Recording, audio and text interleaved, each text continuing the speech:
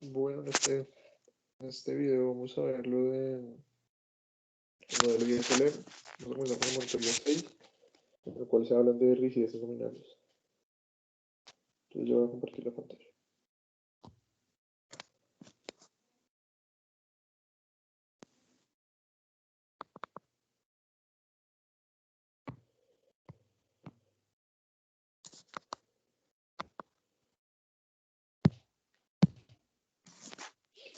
Listo. Entonces acuérdense que ya pasamos de hablar del largo plazo a hablar del corto plazo.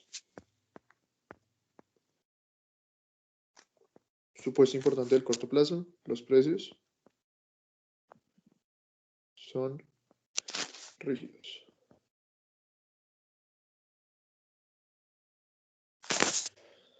Listo. Entonces, acuérdense de la curva de oferta y de demanda agregada. Acuérdense de ese modelo en el cual teníamos el producto en el eje X y el precio en el eje Y. Y primero vamos a tener en cuenta una oferta agregada que va a ser perfectamente horizontal, keynesiana, y una demanda agregada que, pues, como ya la habían visto, tiene pendiente negativa. De donde ustedes habían entendido la demanda agregada antes de la ecuación cuantitativa, según la cual decían que la masa monetaria multiplicada por la velocidad de circulación iba a ser igual al producto bruto, al producto nominal, al PIB nominal. Y aquí despejamos simplemente Y, suponiendo la velocidad constante, nos queda una ecuación de esta forma. Entonces ahí ya tenemos nuestra demanda agregada. Ahorita ya vamos a comenzar a hablar de pues, el modelo ISLM que comenzaron a ver ustedes desde macro intermedio, en el cual tenemos tres equilibrios simultáneos. Por un lado tenemos el equilibrio del mercado de bienes, que va a estar dado por la curva IS, donde el ahorro es igual a la inversión, que se llama curva IS, Saving and Investment. Y van a tener los otros dos equilibrios expresados por la curva LM, que va a ser la curva Liquidity Money Preference, según la cual el mercado del dinero está en equilibrio, o los saldos monetarios reales demandados son iguales a los ofrecidos. A su vez hay otro mercado que también se puede expresar, o es la contraparte de lo que viene a ser el mercado del dinero, que es el mercado de bonos, el mercado de activos. Entonces tengan en cuenta esos tres mercados que van a ser los mercados en equilibrio en el modelo ISLM. Y el equilibrio del modelo ISLM pues, va a ser el equilibrio simultáneo de los tres mercados, que van a ser el mercado de bienes,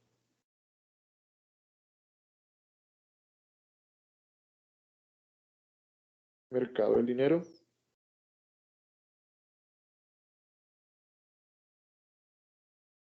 y el mercado de bonos. Bonos, activos financieros, simplemente esos activos que a ustedes les generan un retorno R, una tasa de interés real. ¿Sí? Listo, entonces acuérdense de sus ecuaciones, teníamos la curva IS, que va a estar dada por el equilibrio del mercado de bienes, compuesta por una función de consumo keynesiana, una función de inversión que depende negativamente de la tasa de interés, y pues un componente que va a ser el gasto público. Estamos diciendo que la oferta de la economía debe de distribuirse entre los diferentes rubros que la demandan, que viene a ser el sector privado a través de la inversión y el consumo, y el sector público a través de las compras del gobierno. Nosotros estamos en una economía cerrada, por lo tanto no tenemos sector externo. Entonces en este caso ya sabemos que el producto, en español, el PIB, el interno bruto, tiene que ser igual al gasto nacional bruto, que es igual al gasto, perdón, al ingreso nacional bruto disponible. Entonces la idea es que volvamos a ese modelo de flujo circular, en el cual todo lo que se produce se tiene que consumir. Y ahí viene la ecuación IS.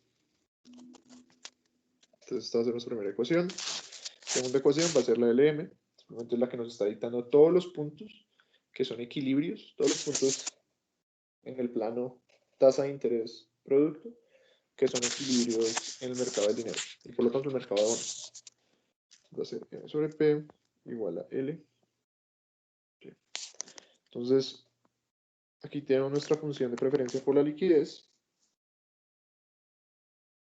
que nos está mostrando realmente es el equilibrio del mercado del dinero. Ya sabemos cómo depende la función de preferencia por la liquidez de la tasa de interés, depende negativamente, y el producto depende positivamente. Entonces, ¿cuál es la gráfica que tenemos que hacer? Pues simplemente graficarlo en el eje Y, en el eje X, graficar el producto, y en el eje Y, la tasa de interés real. Porque estamos diciendo que la tasa de interés real, si realmente la demanda de dinero depende de la nominal, que es el costo de oportunidad del dinero. Bueno, porque como estamos en el corto plazo, estamos suponiendo que las expectativas de inflación se mantienen constantes. Entonces, sí hay una relación 1 a 1 entre la tasa de interés nominal y la tasa de interés real, a través de la ecuación de Fisher. Entonces, ¿cómo sabemos cuál es la pendiente de la LM? Pues podemos hacerlo de dos formas. Por una, pues gráficamente, y la otra matemáticamente. Matemáticamente, ¿cómo sería? Simplemente derivemos totalmente la ecuación LM.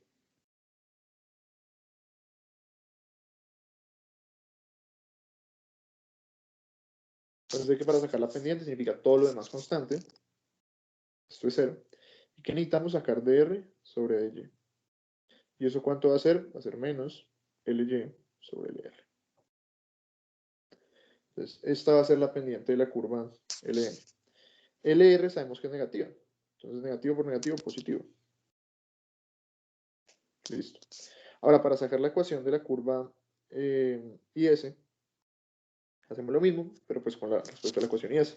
Entonces derivamos totalmente la ecuación IS.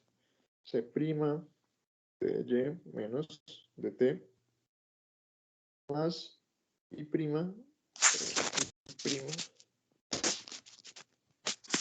de DR más de G. Todo lo demás constante, 0, 0. ¿Y cómo nos queda? Que DR sobre dy va a ser igual a 1 menos C' sobre prima.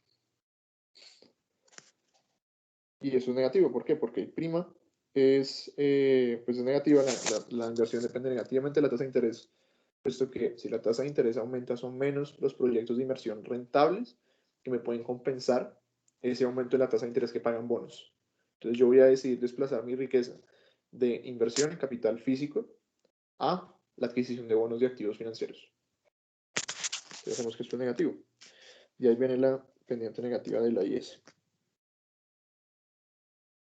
Listo. Entonces, ahora, ya teniendo en cuenta cuáles son las pendientes, simplemente es pues, caracterizar cuál de los temas están hablando. Entonces, es importante también como hablar de lo que está sucediendo por encima y por debajo de cada una de las curvas. Es decir, por ejemplo, te lo muestro mejor acá.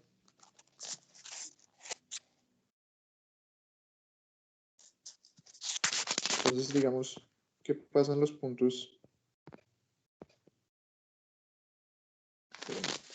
¿Qué pasan los puntos por encima de la LM? O sea, ¿qué pasan los puntos en esos puntos de arriba? Pues algo que pues nos puede salir parciales. Bueno, dígame en los puntos por encima si estamos en un exceso o en un exceso de demanda o un exceso de oferta de dinero. Entonces acuérdense, dado un producto que tenemos acá, veamos la otra gráfica, dado un producto que está aquí, un aumento en la tasa de interés, ¿a qué llevaría? En estos puntos sin cambiar el producto. Entonces llevaría a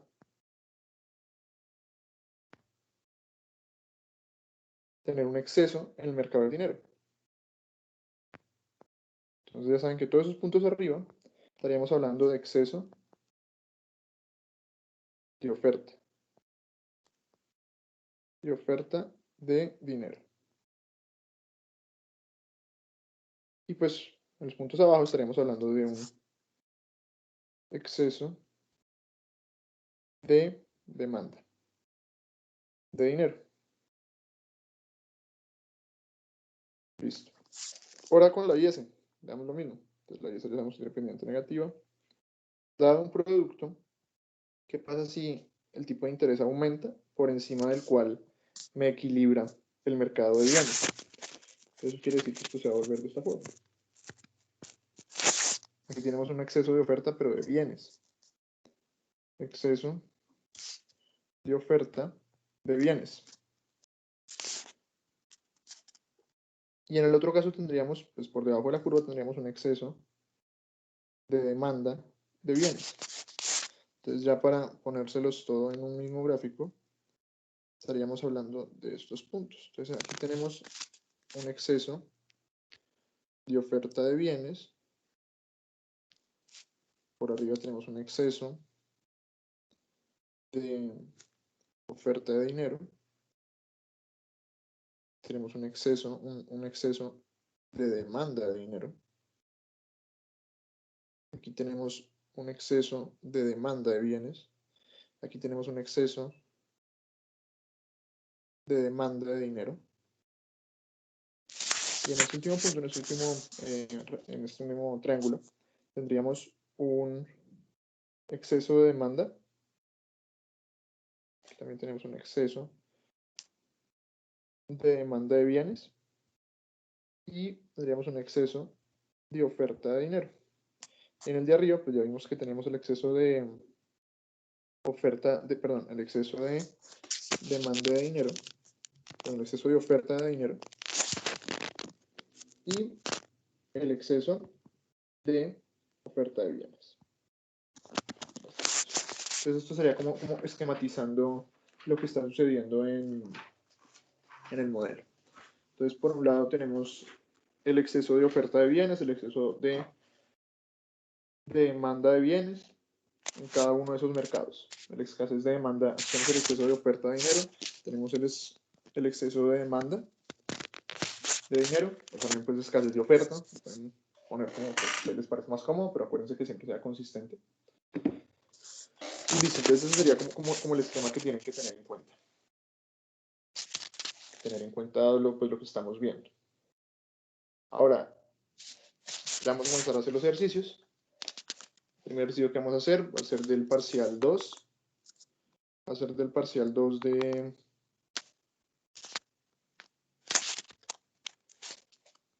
Va a ser del parcial 2 del 2019, perdón.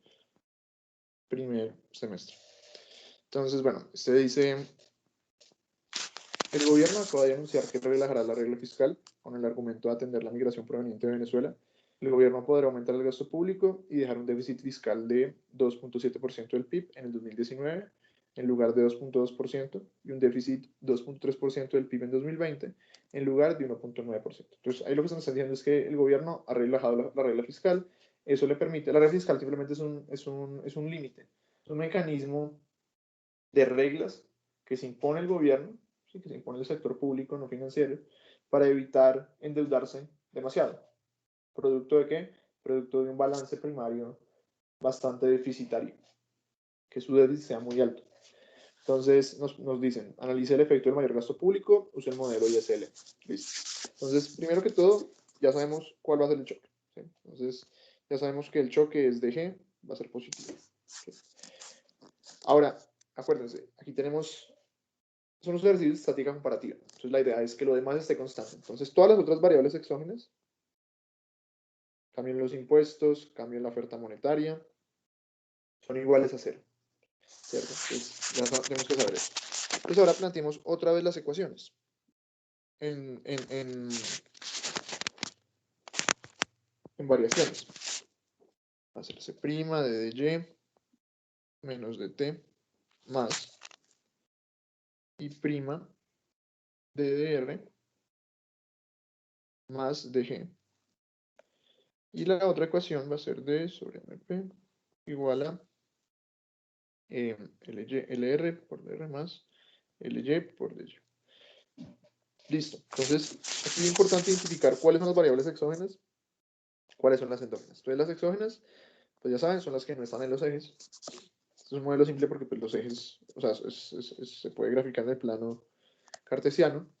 Entonces ya sabemos cuáles son las variables que están en los ejes, que van a ser y y r. Entonces estas van a ser las endógenas. ¿Sí? Entonces van a ser los que queremos identificar. Lo que queremos realmente nosotros encontrar es un dy en función de dg y otros parámetros. Y un dr en función de DG y otros parámetros. ¿Sí? Eso lo queremos encontrar. Entonces hay varias formas de hacerlo. Una es sustituir una ecuación en la otra y comenzar a jugar con las ecuaciones, y lo otro es a través de matrices. Entonces, a través de matrices se me hace más fácil, entonces hagámoslo a través de ello. Entonces, todas las variables exógenas, vamos a estar en la primera matriz, aquí van a ir las endógenas, perdón, aquí van a ir todo lo que acompaña a las endógenas, ya van a ver lo que les estoy diciendo, y aquí van a ir las exógenas. Entonces, acuérdense de esta sistema de ecuaciones en términos matriciales. Aquí tenemos las variables que acompañan a las endógenas, las variables endógenas y las variables exógenas. Y después lo solucionamos por el método de determinantes. Entonces, comencemos. Entonces, en el primero, la primera matriz, van a ir todas las que acompañan las variables endógenas. Entonces, al final de cuentas, lo único que ustedes tienen que tener en cuenta es que este sistema de matrices tiene que, una vez lo resolvamos, o sea, tiene que expresar esto en matrices.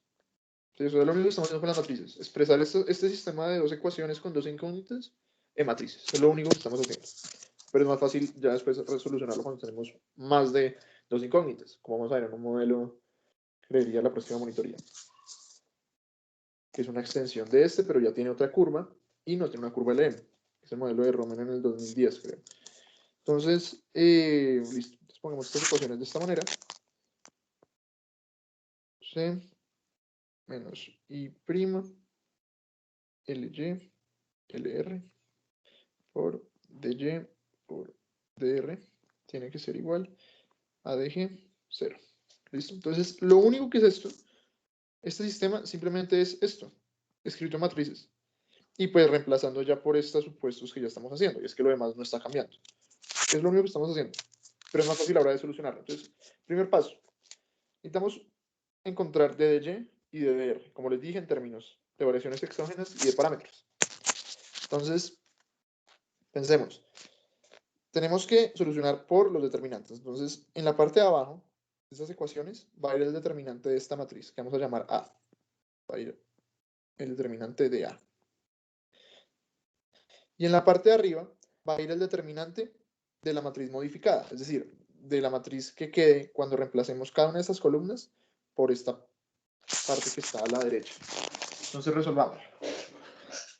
Entonces A, ahora es el determinante de A, pues el determinante de A sería simplemente una matriz 2 por 2, sería pues multiplicar de forma cruzada, menos C', 1 menos C' por LR, menos y menos y prima por LY, por lo tanto es un positivo por LY. Entonces ya tenemos A, ahora necesitamos sacar los determinantes. Una vez reemplazamos el otro vector, entonces para D de Y la parte de arriba quedaría como el determinante de D de G por LR menos 0 por algo, pues 0 por algo, pues es 0. Listo, entonces ya tenemos la parte de arriba. Entonces, ¿cómo quedaría D de Y? D de Y quedaría igual a D de G sobre, dividamos arriba y abajo entre LR, para que sea mucho más fácil el tema.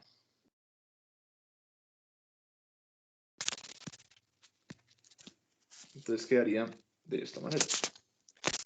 LY sobre LR. Listo. Entonces, bueno, ¿qué podemos ver aquí? Inicialmente, vemos lo que es el aumento en el gasto público. Si es positivo ese aumento, pues el cambio en el producto también será positivo. Porque la parte de arriba es positiva y la parte de abajo también es positiva. ¿Por qué este término es positivo? Pues porque ese término es negativo y ese término es negativo. Negativo por negativo, positivo. Aquí podemos ver algo importante y es esa pendiente de la curva LM.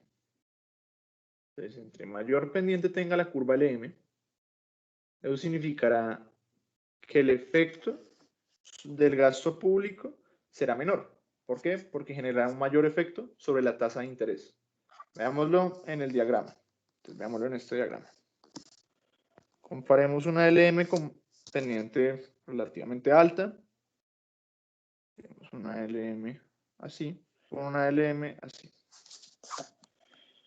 Y una y S. Entonces, esta es nuestra IS, esta es nuestra LM con pendiente relativamente pequeña en valor absoluto, y la LM con pendiente mayor en valor absoluto. Entonces, hagamos una expansión de la IS. Ya sabemos que el gasto público genera una expansión de la IS. Entonces, ¿qué va a pasar? Para este caso, en el caso de la LM con baja pendiente,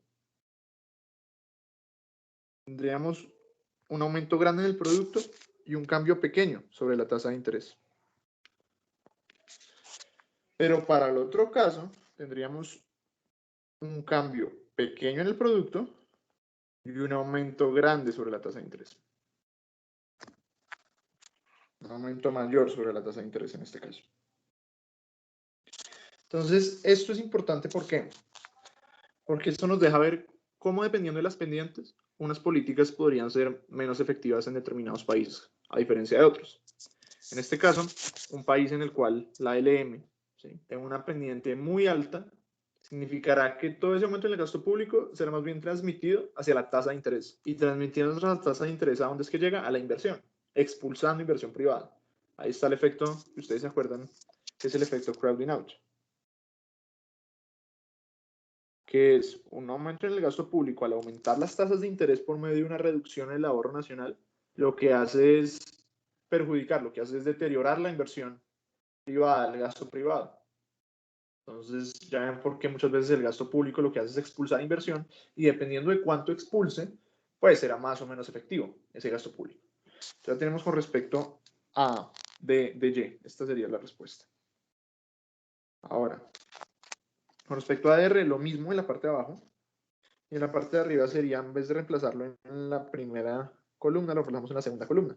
Entonces queda LY, perdón, por DDG. Y lo mismo abajo.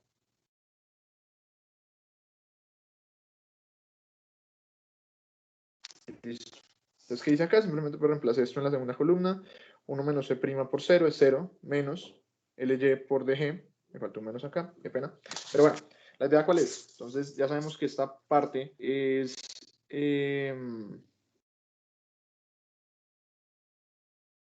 esta parte que está aquí... Perdón, aquí es donde me estaba equivocando, con razón. Listo, ahora sí. Entonces, esta parte que está acá es negativa y la parte de arriba también es negativa. Por lo tanto, esto me debería de quedar negativo. Pensé que de pronto aquí reemplacé una cosita mal. Denme un segundo. Sí. Entonces, volvemos a hacer esta parte. Está un poquito desorganizada, ya se los pongo un poco mejor. Pero listo, entonces lo que tenemos que hacer es resolver este sistema de ecuaciones para DY. Entonces nos quedaría algo así. Entonces sería 1 menos C' por LY por DG. Abajo tendríamos el 0, ¿sí?, por DY sobre... Entonces tendríamos primero que resolver para el determinante de esta ecuación. ¿Cuál es el determinante de esta ecuación? El determinante de esta matriz, perdón, sería menos LY sobre lo que es sobre LY, esto menos esto por esto, sobre DG, sobre el 1 menos, ¿cuál es el determinante de esta matriz, de la matriz sin modificar? Que va a ser simplemente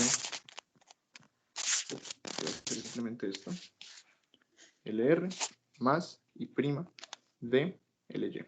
Listo, ahora sí nos quedó bien. Entonces, listo, ¿esto qué va a hacer? ¿Esto va a ser positivo o negativo? Bueno, pues sabemos que el término de arriba es negativo. Pues esto es positivo y por un negativo, negativo. Y el término abajo es negativo. ¿Por qué? Porque C', la proporción marginal al consumo, está entre 0 y 1. Entonces, este primer pedazo es positivo. LR es negativo.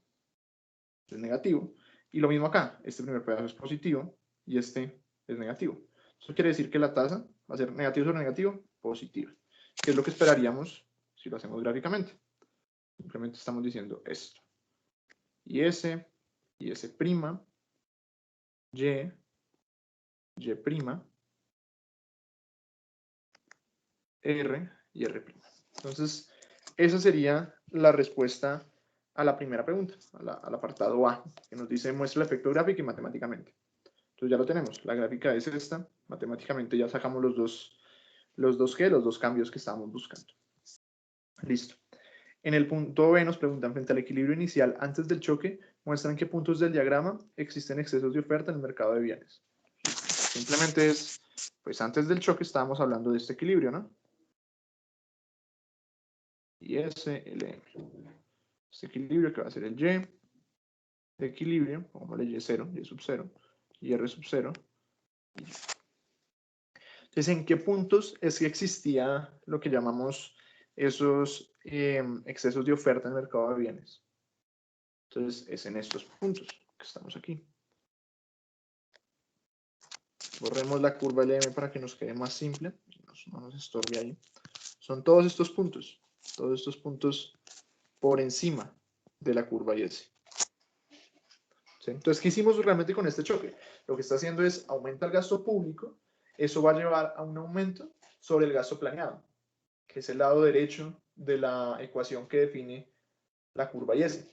Entonces, va a llevar a un aumento en el gasto planeado, lo cual va a generar precisamente ¿qué? Que aumente el producto, que aumenten o se reduzcan esos puntos en los cuales hay excesos de oferta. Que la curva IS realmente se está desplazando hacia acá. Entonces, se van a reducir los puntos en los cuales existe exceso de oferta. Esa es la interpretación que podemos ver ahí. Realmente, ¿cuál es el mecanismo a través del cual esto es que se materializan? Bueno, pues aumenta el gasto público, ¿cierto? Eso ya sabemos que genera un aumento sobre qué? Sobre el producto. Tiene que aumentar el producto, dado lo que hemos visto en el ASPA keynesiano. Tiene que aumentar el producto, ¿por qué? Porque las firmas, ante el producto en su nivel inicial, comenzarán a desacumular existencias de forma imprevista. Entonces, eso las motivará a aumentar su producción. Entonces, ese aumento de la producción generará a su vez un aumento del ingreso disponible, del cual depende el consumo. Entonces, ese aumento del ingreso disponible va a generar que el consumo aumente. Ahí ese término del multiplicador que habíamos visto desde macro intermedia. Entonces, eso va a generar un mayor gasto planeado, lo cual va a estimular aún más el producto. Sin embargo, tienen que tener en cuenta que ese aumento en el gasto también va a reducir el ahorro nacional. ¿Sí? Recuerden el mercado de fondos prestables. El ahorro en esta curva y teníamos una inversión de esta forma. Entonces, ante esta reducción del ahorro nacional se van a presentar presiones al alza sobre el tipo de interés y eso va a expulsar parte de la inversión. Ahora, al final de cuentas, ¿cuál será el efecto? ¿Cuál de esas fuerzas va a ser la que domine? Bueno, pues va a estar dada por esta ecuación. Depende de, uno, qué tan alta, el valor absoluto sea la pendiente de la curva LM, qué tan sensible sea la inversión a la tasa de interés, cuánto sea la propensión marginal al consumo, va a depender de esos parámetros. Pero lo que podemos ver es que efectivamente se va a dar un aumento en el producto. O sea, de qué tanto sea, bueno, depende de la configuración de parámetros. Pero esa es la intuición. Ahora, explique B, fue eso. C. Explique cómo el efecto del gasto depende de la demanda por dinero. Listo, entonces aquí lo que les estaba explicando realmente. Entonces acuérdense que el efecto del gasto sobre el producto, enfoquémonos en este efecto primero, bueno, veamos sobre los dos.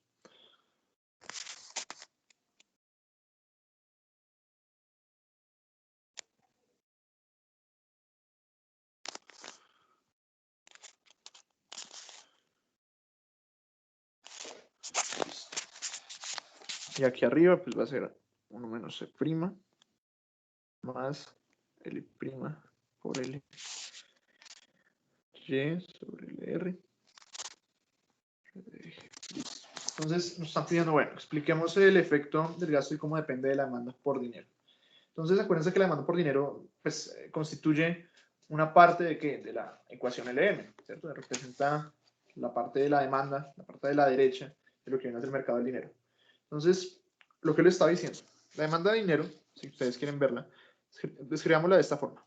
La demanda por saldos monetarios reales es de esta manera. Es una función L, función de liquidez, de preferencia por la liquidez, que como ya hemos visto desde el modelo Baum-Molteni, depende de la tasa de interés, es el costo de oportunidad de tener dinero y del producto, ¿sí? Por el motivo de transacción.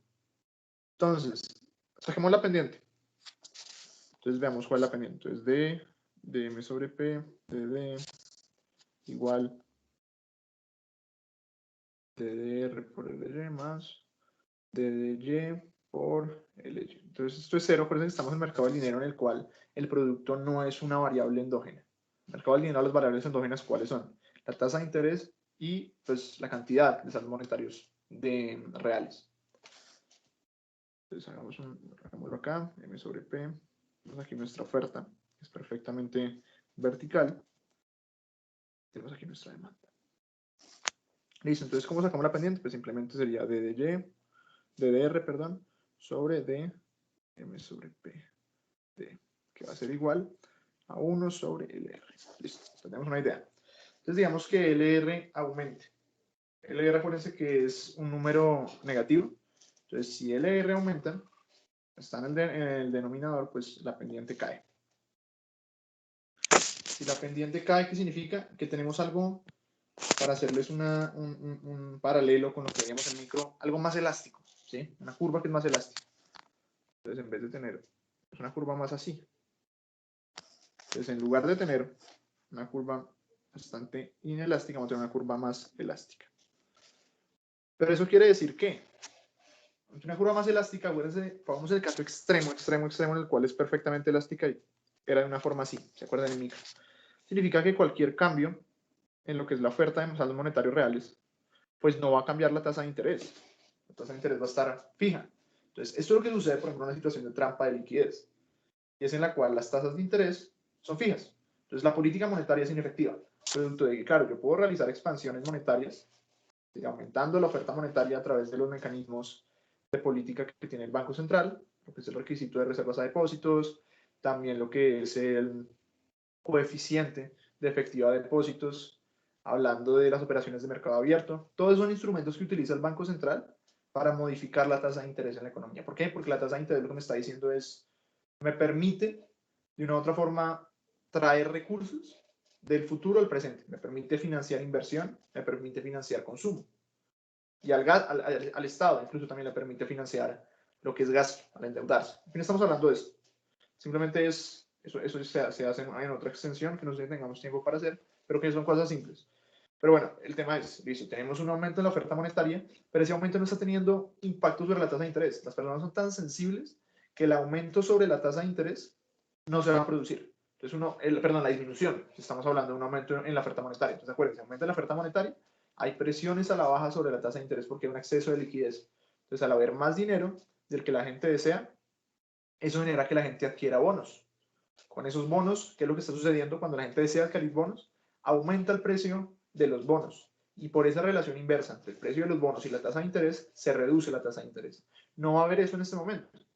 Las personas van a quedarse con ese dinero en vez de adquirir bonos.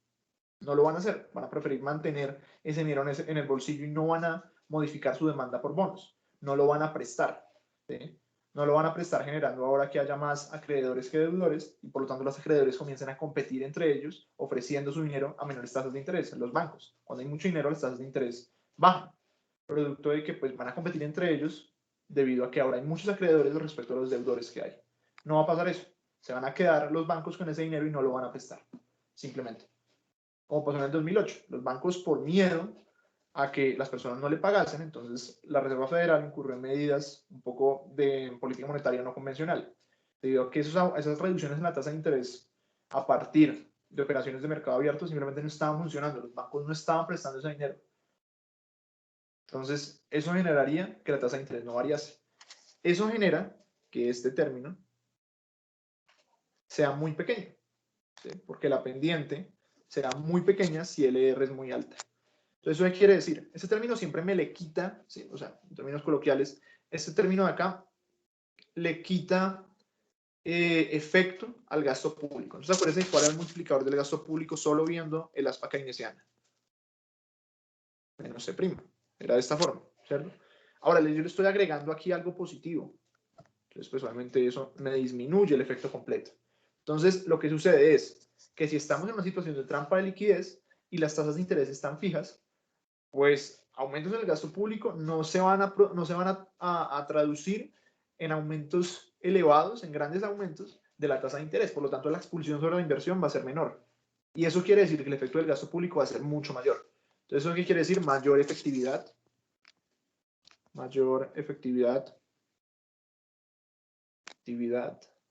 de la política fiscal.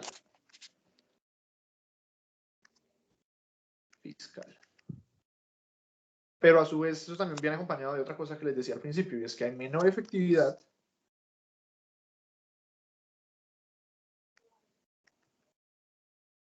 de la monetaria. Entonces ahí hay una disyuntiva curiosa en esas situaciones de trampas de liquidez, donde es vinculante el límite inferior cero, como sucedió en la crisis del 2008 en Estados Unidos, donde la emisión de dinero simplemente no se transfirió al público, con créditos más baratos que les permitiesen financiar una mayor cantidad de proyectos de inversión y de consumo. Entonces la política monetaria se vio restringida en ese momento. No tuvo tanta efectividad. Y es lo que, por ejemplo, está sucediendo ahorita con el coronavirus. Ustedes lo piensan, las tasas de interés están súper bajitas. Pero hay un punto en el cual simplemente no se pueden bajar más. Es cuando estamos en la situación de límite, bueno, zero lower bound, que va a ser una situación donde el límite inferior cero, es decir, que las tasas de interés nominales no pueden ser menores a cero, limitan la capacidad del Banco Central. No las pueden bajar más. Ese es el problema que ha enfrentado Japón desde hace muchos años. Y es que no las pueden continuar bajando. La de los tipos de fondos federales ahorita está en el 0.08, eso es muy bajito. Entonces hay un punto en el cual simplemente no se puede bajar más y la política monetaria ya pierde efectividad. Entonces esto va a incurrir en otras medidas que pues muchos de ustedes de pronto ya lo conocen, que son las políticas monetarias no convencionales. Son relajación cuantitativa, forward guidance y lo que son tasas de interés negativas a lo que tienen a las reservas de los bancos en el Banco Central.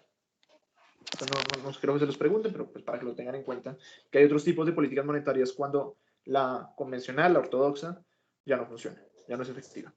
Entonces, listo, sería el punto C. Entonces, ahora hablemos del punto D, en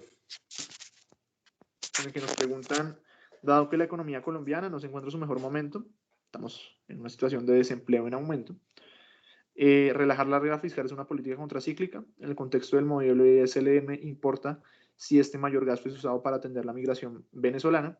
Listo. Entonces la primera pregunta es, oiga, si yo estoy en una situación, una fase descendente del ciclo económico en el cual el desempleo está aumentando y el producto, pues por la ley de Ocun también, si relajamos la política fiscal que estamos haciendo.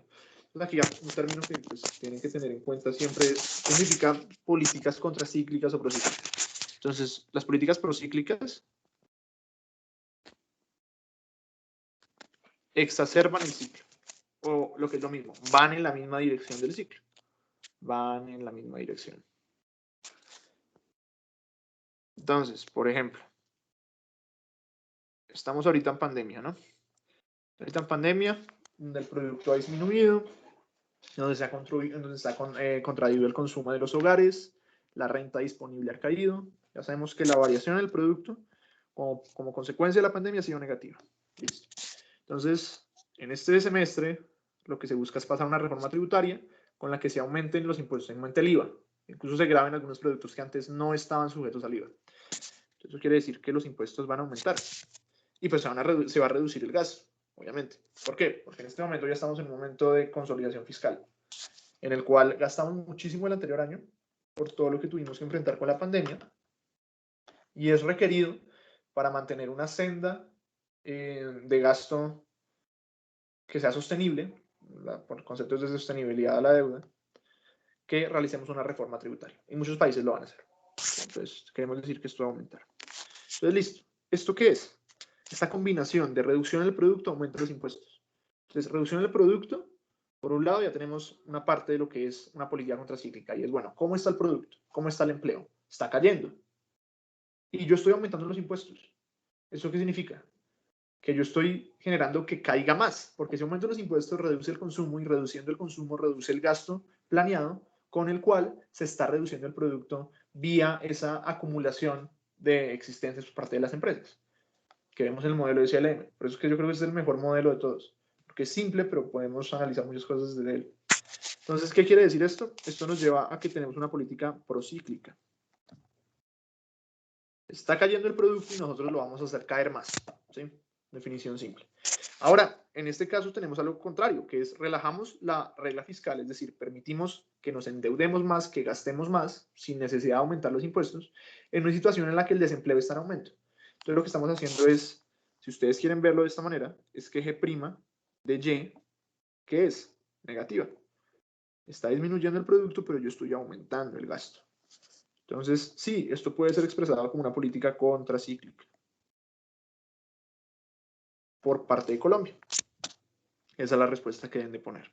Entonces, en el contexto del modelo SLM, ¿importa si este mayor gasto es usado para atender la migración venezolana? No. Entonces, el tema de este modelo es que, claro, en términos generales es bastante abstracto y nos permite identificar algunos efectos, pero no nos permite identificar la naturaleza cualitativa de ellos. Es decir, si ese gasto se usa en una u otra cosa, ¿cómo esto podría afectar el producto? No es fácil verlo con el modelo. ¿Sí? Yo no tengo ningún efecto heterogéneo aquí. No me está diciendo si ese gasto se debe a qué. A fundaciones, a un mayor gasto en inversión, en gasto de inversión por parte del gobierno, gastos corrientes, transferencias, pago de intereses. No tengo ni idea de eso. Si estamos construyendo colegios, o hospitales o infraestructura vial, eso no lo dice el modelo. Entonces, cuando nos preguntas si este gasto es utilizado para atender la migración venezolana, pues la pregunta que tenemos que hacernos es, bueno, desde el modelo no se puede identificar ese tipo de mecanismos, pero sí podemos argumentarlos. Sí podemos argumentar cómo si ese gasto está ayudando a la población venezolana, posiblemente el empleo colombiano no se vea tan beneficiado.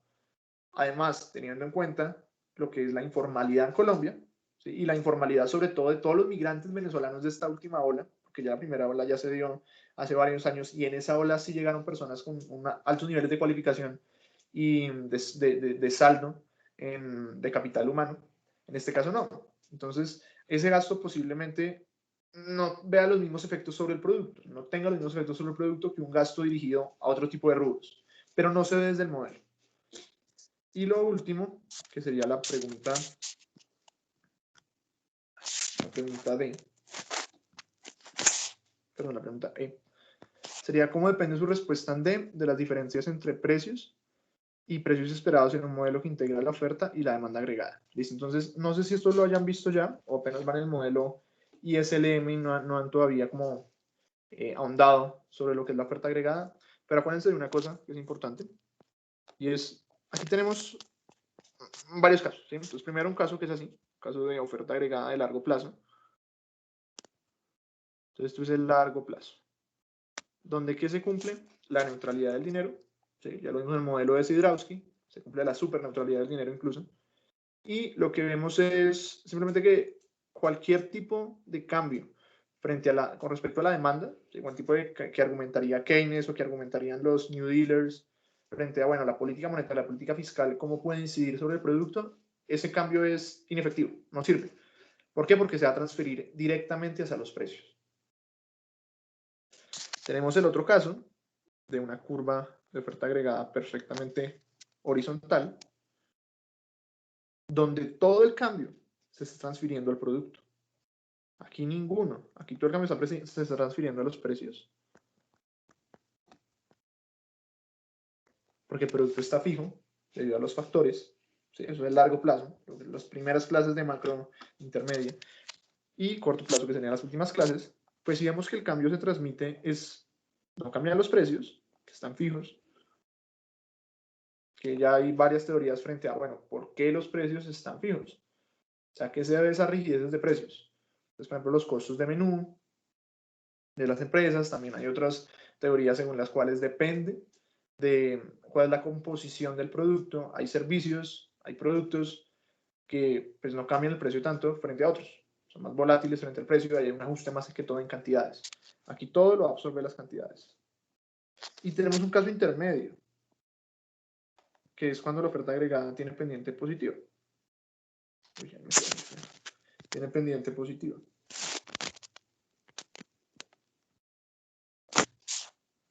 Y aquí vamos a ver algo de los dos. No es completamente en el producto que se transfiere y no es completamente en el precio, sino que eso va a depender precisamente de la pendiente de la oferta agregada. la cual, como dice esa pregunta, pues depende de la diferencia entre precios y precios esperados, que integra la oferta y demanda agregada. Entonces, acuérdense, si los precios crecen por encima de los precios esperados, la firma lo que va a hacer es producir más. ¿Sí? Entonces vamos a tener estos valores. Entonces, sí depende de la pendiente de la oferta agregada, depende de qué tanta sea la respuesta en las firmas al variar sus precios o qué tanta sea la rigidez de los precios que tienen las firmas. Pero acuérdense que en un modelo que no sé si han visto, las firmas vamos a tener dos grupos de firmas. Unas que tienen precios flexibles y responden al producto, estén aumentando sus precios porque eso significa que tienen que pagarle más a sus trabajadores y para mantener los salarios reales iguales, simplemente van a aumentar los precios. Y otras firmas que simplemente van a basarse en expectativas. Entonces va a ser una diferencia entre el precio y el precio esperado. Si el precio es mayor que el precio esperado, o sea, este diferencial es positivo, así nos van a tener incentivos para aumentar su producción. Si no, la van a tener incentivos para reducir. Entonces ya vamos a ver esa pendiente de esta forma. Una oferta agregada simplemente lo pueden ver de esta manera. Va a ser una función, que la próxima monitoría ya creo que ya la sacamos, ya la hacemos, va a ser una función de el diferencial entre precios y precios esperados. Así de simple. ¿Por qué? Porque estamos diciendo que las firmas reaccionan distinto si estamos hablando de, bueno, los precios que estoy enfrentando son mayores a los que esperé. Por lo tanto, los salarios reales que estoy pagando son menores a los que yo esperaba pagar. Significa que yo voy a producir más porque voy a contratar más trabajo y con el trabajo pues se produce el PIB, el output. Entonces ya lo vamos a ver eso en la próxima monitoría, o de pronto en dos, porque en la próxima vamos a ver Moon de Fleming. Pero lo importante de esta, con lo que se tienen que ir, es las ecuaciones del modelo ISLM más las ecuaciones de los dos, dónde están los puntos de exceso de oferta y de exceso de demanda en cada uno de estos mercados, su forma matricial, que a mí me parece más fácil de resolverlo de esta forma que resolverlo pues, por sustitución, pero da lo mismo, o sea, solo son métodos de solución. Porque ustedes se sientan más cómodos, pues háganlo. Su forma matricial, en términos generales, teniendo en cuenta todos los por DMP, y que ustedes tienen que encontrar estas ecuaciones en términos de variaciones exógenas y de parámetros. ¿Sí? Eso es lo que ustedes tienen que llevar de esta monitoría. Cómo encontrar las variaciones exógenas y la intuición de, pues, por qué sucede esto. Importante algo, siempre que hay un choque exógeno, esto se va a volver una desigualdad. ¿Sí? Siempre. Depende si el gasto aumenta o disminuye, claro, pero siempre se va a volver una desigualdad. Y la cosa que ustedes tienen que tener en la cabeza para saber qué curva se mueve y hacia dónde es cómo restablezco la igualdad. Se me olvidó decírselos, pero es de lo más importante, es un truco que les va a ayudar muchísimo. Aunque un aumento en el gasto público, ¿yo por qué sé que eso se desplaza hacia la derecha? Claro, la argumentación narrativa ya la tengo. ¿Sí? Que aumenta, eso genera una desacumulación imprevista de existencias, las firmas desean producir una mayor cantidad de bienes, eso a su vez estimula más el consumo, lo cual exacerba el efecto sobre el gasto planeado, lo cual genera mayor estímulo sobre el producto y así, ¿cierto? Entonces uno puede decir, listo, es lógico que aumente el producto, sí. Pero matemáticamente, ¿por qué la IS se está desplazando hacia la derecha? Bueno, porque aumenta el gasto público, esto cambia una desigualdad de esta manera, el gasto planeado es mayor al gasto efectivo, ¿sí? En este caso, y como es un choque exógeno, entonces, manteniendo la tasa de interés constante, ¿qué tiene que pasar? Tasa de interés constante. ¿Qué tiene que pasar para que esto vuelva a la igualdad? Que el producto aumente. Lo cual es consistente con un desplazamiento ascendente de la curva IS. ¿Sí? Entonces, eso es súper importante. Y listo. Entonces, esa sería la monitoría de hoy. Quedo atenta a cualquier duda.